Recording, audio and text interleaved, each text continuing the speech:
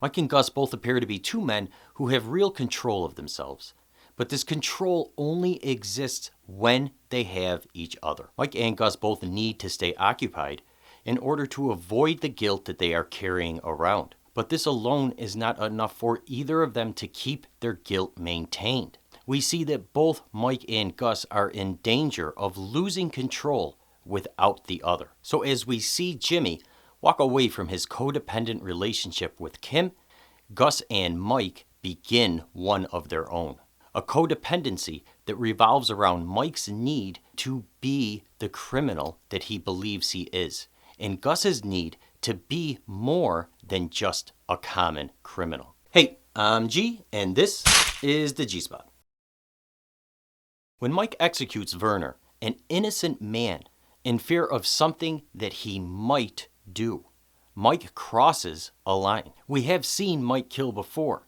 He did it when he avenged the murder of his son Maddie. But since then, Mike has gone out of his way to avoid using guns. He's refused to pull the trigger for pay, and he's failed to pull the trigger even when he wanted to. So just pulling the trigger for Mike was crossing a line. But when we take these two statements into account, these two statements that describe Werner's execution very well, we see that Mike didn't just cross a line, he crossed a canyon. These two statements are Mike's own words. They're the words that he used to describe the unjust murder of his son. When Mike kills Werner for the same reasons that his son Maddie was killed, he is showing that he is no better than his son's killers. This is Mike being questioned by two detectives concerning the murder of the two officers that killed Maddie, a murder that Mike committed. Mike is as cool as a cucumber during this questioning. This is Mike being questioned by Stacy about a late night phone call with Maddie.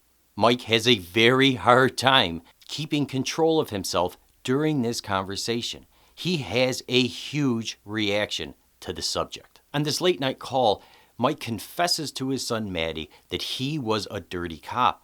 He also advises Maddie to do the same instead of going to IA. Mike tells Stacy that on that call, he broke his boy. He says, "I made him lesser." On top of this, it turns out Mike gave Maddie bad advice. Going to IA may have been Maddie's only hope because, like Werner, the other officers already labeled Maddie untrustworthy. Mike's fatherly counsel to his son not only broke his son emotionally, but it also got him killed. This is the guilt that Mike carries around, and this is why Mike feels that he is no better than the men that actually killed Maddie. After Mike is honest with Stacy about this phone call, they begin to bond, and we see Mike starts taking jobs to help Stacy and Kaylee out financially. But when Mike has Hector in his crosshairs, this is not about money. It's not about any rational reasoning at all. This is Mike losing control of his guilt. He's acting like he is a good grandfather, a good father-in-law. But deep down, Mike believes that he's no better than Maddie's killers. Mike is being a phony. We should note that it is Gus that pulls Mike off of Hector before Mike actually loses control and shoots Hector. After this significant incident for Mike, he somewhat realizes he's losing control because we see Mike turn a new leaf. He volunteers for church, goes to support group, makes a friend, uncovers the Good Samaritan, and even counsels Nacho like a father. All of this is Mike trying to be better than the men who killed Maddie. But Mike's path to redemption comes to a sudden halt when he gets Henried. To see how Mike got Henried, it's best if we look at Jesse in his meetings. When Jesse's in his meetings, he can't be honest because he's a criminal. So Jesse needs to make up stories to represent his truth, like, "I killed a dog." Mike can't tell the group his truth either. Mike's truth is a story of dirty cops and murder. Even if Mike does want to talk in group in his effort to find redemption, he can't. Mike would need to make up stories to represent his truth, like Jesse and like Henry. Henry is a constant reminder to Mike that he will never find redemption in the group because Mike will never be able to communicate honestly. Mike doesn't want to be a phony like Henry, and he's also not ready to share his truth. So the only way Mike can be true to himself is to be the criminal that he believes he is. He finds his relief by taking a job from Gus and being the criminal that he believes he is. Gus sets up this meeting with Don Lalo to sell his big business plan.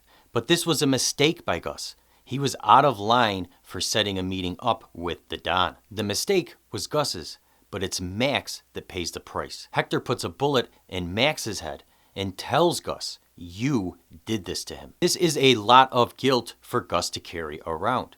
But luckily for him, the Don gives him a way to manage it. When he tells Gus, "The only reason you're alive and he's dead is because I know who you are." In this sense, it's not Gus's fault that Max was shot. Gus is not ordinary. He's special. He's known. He is more than a common criminal. Max being shot is just Max playing his role in the big picture of life. It's like a soldier on the front line who loses his life for the general. This transforms Max's death from Gus's fault to an acceptable casualty of business. If Gus views things this way, Max's murder is not his fault. But in order to do this, Gus needs to remain more than a common criminal. Gus also needs someone to blame. And this is why we see Gus take so much time seeking revenge with Hector. If Gus were to kill Hector, Hector would be gone and there would be nobody for Gus to point the blame at.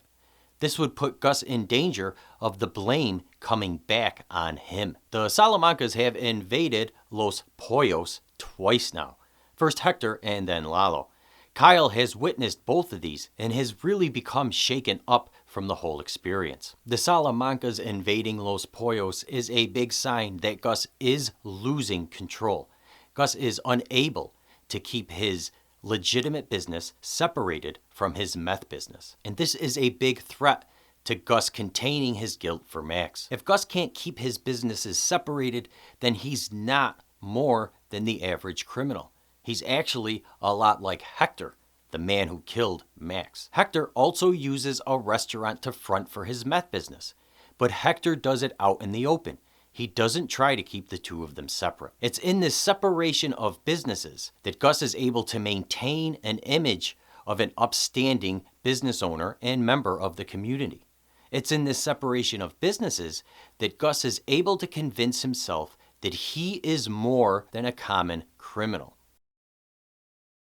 Why did the Lalo fall from the ceiling? Because he's connected to the money that fell out of Saul's ceiling. On top of invading Los Pollos, Lalo is also gathering intelligence on Gus's meth operation.